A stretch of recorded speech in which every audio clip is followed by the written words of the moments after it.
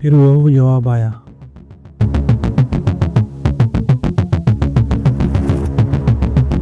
جس نے سب کچھ بدل دیا۔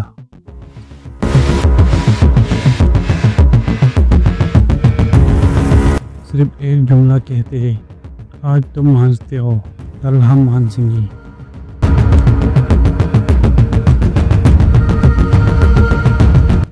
اللہ کا وعدہ پورے ہونے کی قریب تھا۔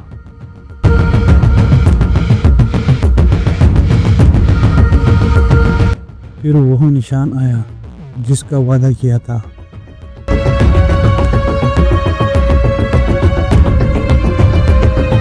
تنور سے پانی ابل پڑا۔ یہ کوئی عام منظر نہیں تھا۔